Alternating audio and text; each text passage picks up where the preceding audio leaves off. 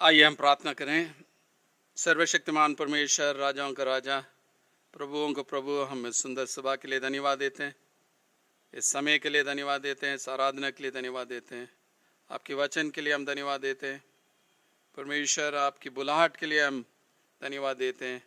उस बुलाहट के प्रति हम ज़रूर उत्तर देने के लिए हमें मदद कर। इस समय तेरे पवित्र आत्मा के द्वारा हमसे बातचीत कर, हमको सुनने वाले कान दे, और जो कुछ हम सुनते हैं हमारी ज़िंदगी में अमल करने के लिए मदद कर। ये सब प्रभु यीशु मसीह के नाम से मांगते हैं, आमीन। हमारी सुबह की ध्यान चिंतन के लिए हमारी थीम है परमेश्वर की बुलाहट के प्रति हमारी उत्तर। परमेश्वर की बुलाहट के प्रति हमारी उत्तर।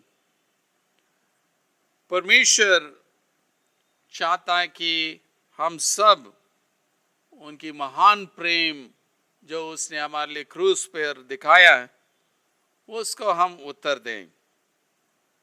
प्रभु यीशु मसीह ने पूरा मानव जाति के लिए वो मरा है। इसलिए लिखा है, क्योंकि परमेश्वर ने जगत से ऐसा प्रेम रखा कि उसने अपना एक लौता पुत्र दे दिया, ताकि जो कोई उस पर विश्वास करें वह नष्ट न हो परंतु अनंत जीवन पाए। जो कोई उस पर विश्वास करें वह नष्ट ना हो परंतु अनंत जीवन पाए। परमेश्वर प्रभु यीशु मसीह के द्वारा हम सबको जो अनंत जीवन देने के लिए तैयार है, परंतु जो निमंत्रण वो हमें देता उसका उत्तर देना हमारा कर्तव्य है।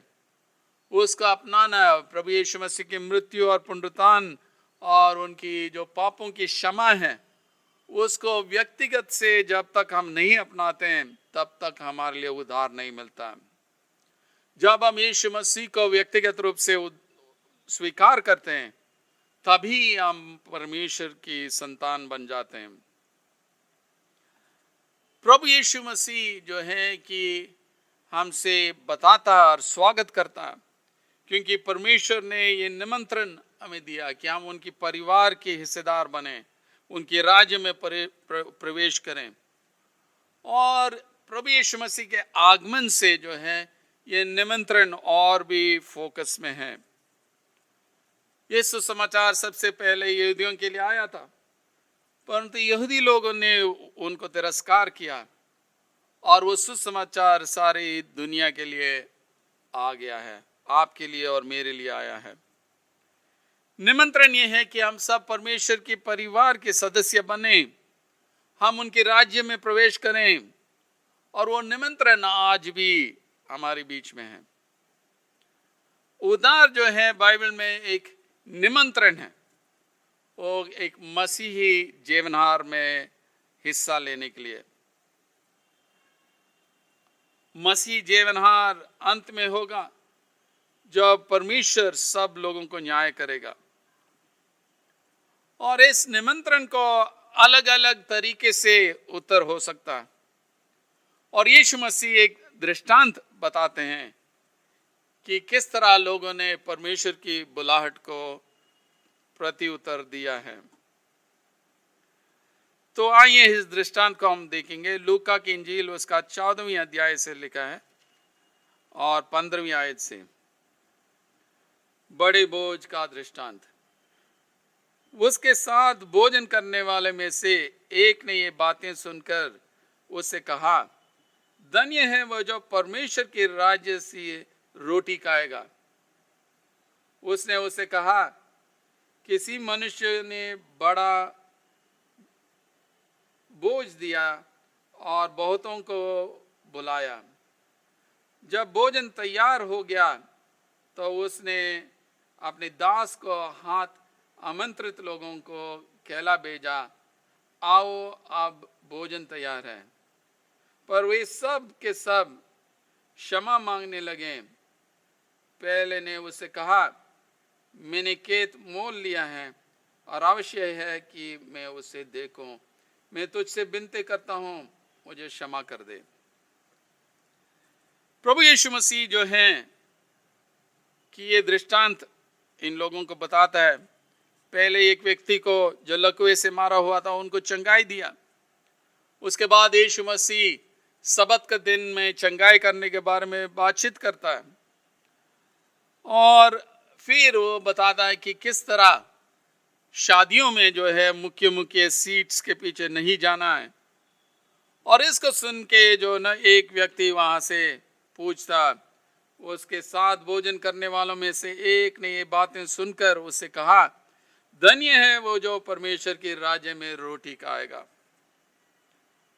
रोटी खाना और परमेश्वर के राज्य में रोटी खाना उद्धार का प्रतीक है और ये जीवनहार जो है उद्धार का प्रतीक है। और इतिहास के अंत में जो है एक महान जीवनहार होगा, मसीहा की जीवनहार। और ये जो आइडिया है कि परमेश्वर लोगों के साथ ये जीवनहार करेगा, पुराने नियम में कई जगह में लिखा है। भजन संगीता 23 में हम देखते हैं कि वो हमारे लिए एक मेज तैयार करके रखा है। यशाया 25:6-9 में इस जीवनहार के बारे में विस्तृत रूप से बताया गया है। यावे परमेश्वर एक बहुत बड़ा बोझ सबों के लिए तैयार करेगा, अन्य जाति लोग इसमें हिस्सा लेंगे। और ये जीवनहार जो है, ये बोझ जो है अनुग्रह के द्वारा ही है। इन्हीं लोग उसमें हिस्सा लेंगे, वो अपने काम की वजह से नहीं, उनके हाथ में कुछ भी नहीं है। और जो भोजन उधर दिया जाएगा वो राजाओं का भोजन है। और जो पुराने नियम और नए नियम के बीच के समय में कि ये अन्य जातियों के बारे में जो जिक्र है वो सब छोड़ दिए थे। आज का जो खंड है जिसके ऊपर हम देखते हैं, इसको 7 स्टैंजा में हम बांट सकते हैं। 3 भाषण जो है वो मालिक बताता है, उसके बाद 2 निमंत्रण है जो मेहमान के लिए दिया जाता है शुरू में, और 2 निमंत्रण जो अंत में दिया जाता है। तो आइए हम देखते हैं कि क्या होता है। एक व्यक्ति ने एक भोजन दिया है, किसी मनुष्य ने बड़ा बोझ दिया और बहुतों को बुलाया है। और अब समय आ गया है कि उस बोझ का समय था, और अपनी दास को भेज रहा था ताकि जिन जिन को उन्होंने निमंत्रण दिया उन सब को बुलाने के लिए भेजा ताकि वो आके हिस्सा लें, क्योंकि सब कुछ तैयार था। और ये जो व्यक्ति जिसको भेजा है एक खास आदमी है और अपनी सारी दोस्तों को बुलाया है। और जब उन्होंने पहले निमंत्रण भेजा है, लोगों ने उनको जवाब दिया होगा कि हाँ हम आ रहे हैं, नहीं आ रहे। परंतु हम देखते हैं कि आखिरी मिनट में जो है लोग अपना एक्सक्यूज देते हैं, मैंने ये काम कर दिया इसलिए मुझे ये काम करना पड़ेगा, इसलिए मैं नहीं आ सकता हूं। रबी लोगों की कमेंट्री लैमेंटेशंस में लिखा है कि यरूशलेम के लोग जो है किसी भी जीवनहार को नहीं जाते हैं जब तक उनको कम से कम 2 बार बुलाते हैं। और आज भी ऐसी है, पश्चिमी एशिया में लोग आसानी से एक जीवनहार में नहीं जाते। कम से कम 2 बार अगर कोई निमंत्रण देते हैं तभी हम मानेंगे कि हाँ सच में उन्होंने हमें बुलाया है। और पश्चिमी एशिया में भी ऐसी थे, जब तक लोग 2 बार उनको नहीं बुलाते हैं उसको निमंत्रण के रूप में वो मानते नहीं थे। और जो है कि जो जीवनहार दे रहा था और उन सबको मीट देना पड़ता था, और क्या मांस खिलाना वो जो है नंबर के ऊपर डिपेंड करता था।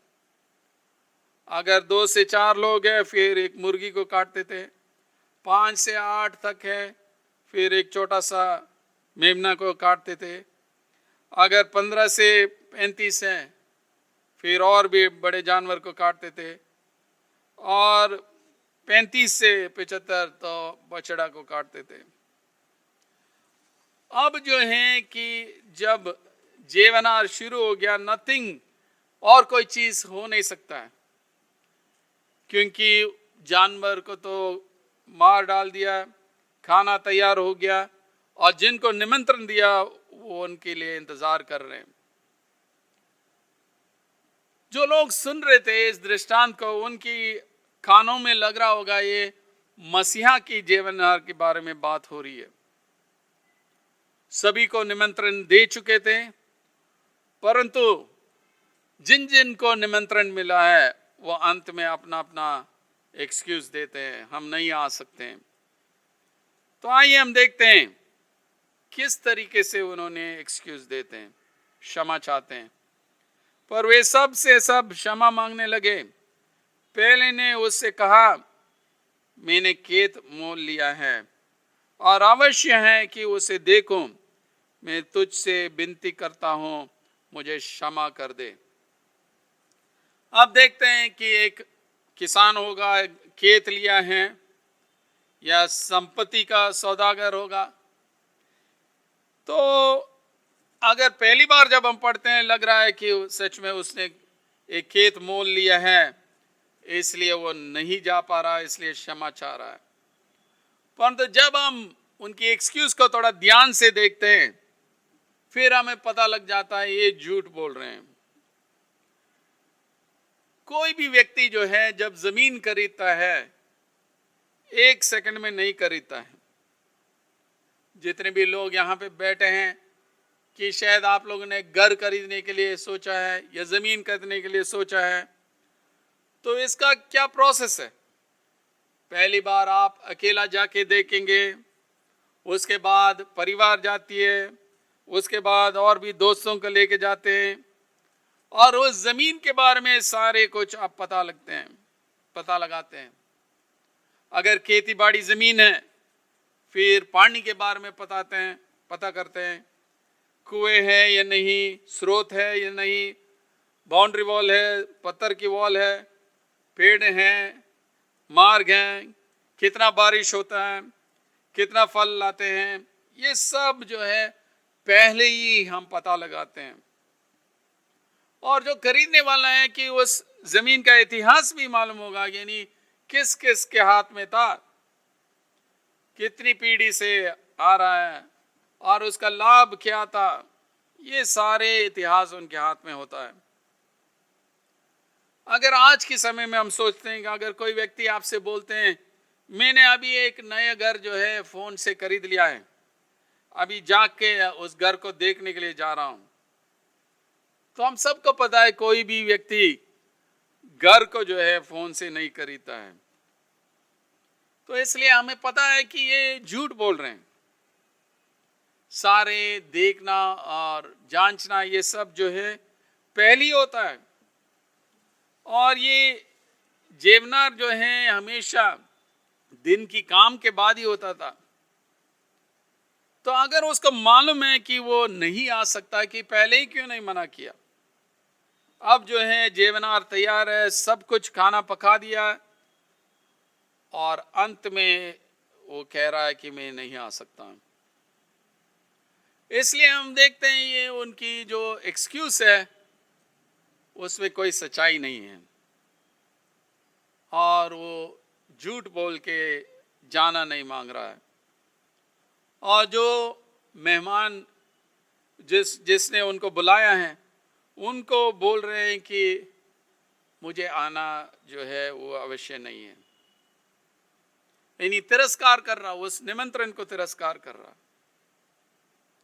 आगे हम देखते हैं 19वें आयत में, दूसरे ने कहा मैंने 5 जोड़े बैल मोल लिए हैं और उन्हें परखने जाता हूं, मैं तुझसे विनती करता हूं, मुझे क्षमा करा।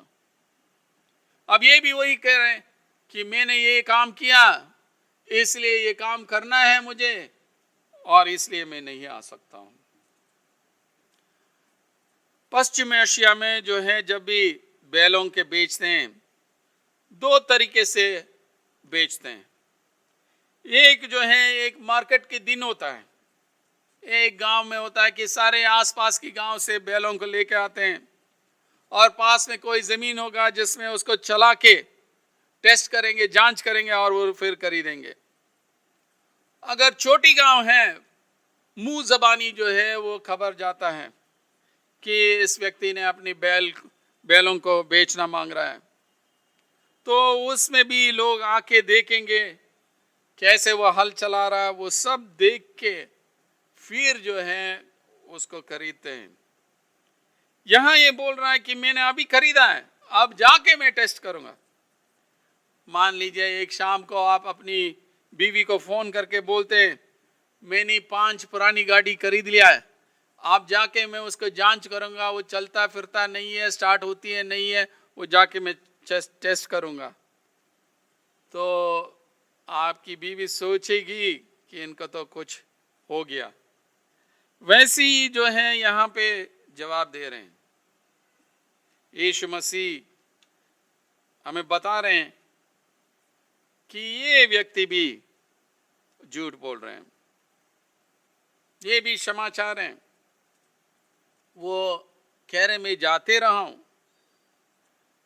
और अब भी वो बता रहे हैं कि मुझे ये काम महत्वपूर्ण है, और जो निमंत्रण उनको दिया गया उसको तिरस्कार कर रहे हैं। तीसरा व्यक्ति के बारे में देखते हैं, एक भावुक दूल्हा के बारे में। एक और ने कहा मैंने ब्याह किया है इसलिए मैं नहीं आ सकता।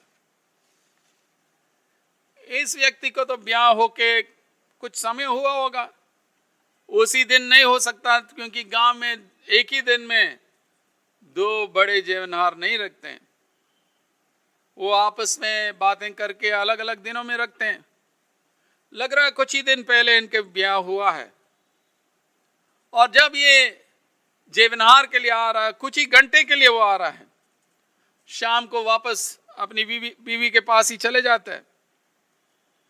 परंतु वो कह रहा है कि अभी अभी शादी हुई है, मैं नहीं आ सकता हूं। अगर वो सच में आना नहीं मांग रहा था तो पहले ही बोल सकता था, परंतु जो है जिसने उनको निमंत्रण दिया उस निमंत्रण को बहुत हल्का लिया। तो लोग जो इस दृष्टांत को सुन रहे थे उनको पहचान लिया होगा, उन्होंने उनको पहचाना होगा कि ये यीशु मसीह सुसमाचार के बारे में बता रहे हैं। मसीहा की जीवनहार तैयार है, यहूदी लोग जिनको निमंत्रण मिला है वो तिरस्कार कर रहे हैं, क्योंकि वो पापियों के साथ खाना खाता है, सबत का दिन वो चंगाई करता है। इसलिए मसीहा की राष्ट्रीय अपेक्षाओं को वो पूरा नहीं करता था। अब जो है यीशु मसीह उस दृष्टांत में आगे बताते हैं, उस दास ने आकर अपने स्वामी को ये बातें कह सुनाई। तब घर के स्वामी ने क्रोध में आकर अपने दास से कहा, नगर के बाजारों और गलियों में तुरंत जाकर कंगालों, टुंडों, लंगड़ों और अंधों को यहां ले आओ। पहले जो लोग जिनको निमंत्रण दिया गया है और दोबारा उनको निमंत्रण भेजा गया है कि जीवनहार तैयार है, उन्होंने तिरस्कार किया है। और उन्होंने शायद सोचा होगा कि अगर हम नहीं जाते हैं कि जीवनहार जो है ये भी फेल हो जाएगा। परंतु यहाँ पे हम एक अजीब चीज देखते हैं, जो बाहर की लोग हैं उन सबको बुलाया जा रहा है। क्या क्या? गलियों में जाकर कंगालों को, टुंडों को, लंगड़ों को और अंधों को यहां ले आओ। यानी यीशु मसीह पापियों के साथ खाना खा रहा है, और यहाँ पे सभी लोग जो समाज से बाहर है उन सबको बुला रहे हैं। जो होस्ट है उनके लिए दुख उठाना पड़ रहा है, परंतु वो अनुग्रह के द्वारा उनको बुलाता है। दास ने फिर कहा, हे स्वामी, जैसे तूने कहा था वैसे ही किया गया है, फिर भी जगह है। स्वामी ने दास से कहा, सड़कों पर और बाड़ों की ओर जाकर लोगों को बरबस ले ही आ, ताकि मेरा घर भर जाए।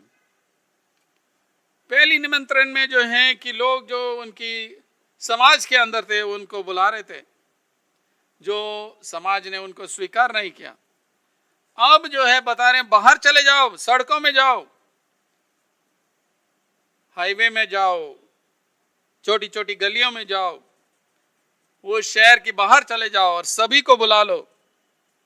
और ये लग रहा कि अन्य जातियों की बुलाहट, हमें नहीं बताया जा रहा कि दास ने जाके वो घर को भरा या नहीं भरा है, परंतु लग रहा है कि भविष्य का काम है, पूरा हुआ नहीं है। और जो सुनने वाले इनको कान में जो है इस दृष्टांत का अर्थ स्पष्ट रूप से मिला होगा। यीशु मसीह उनको बता रहे थे परमेश्वर की मसीहा यहाँ पे उपस्थित है, वो आपको इस मसीहा की जेवनार को बुला रहा है। यानी उद्धार की दिन आ चुका है, जेवनार तैयार है, उसको तिरस्कार मत करो।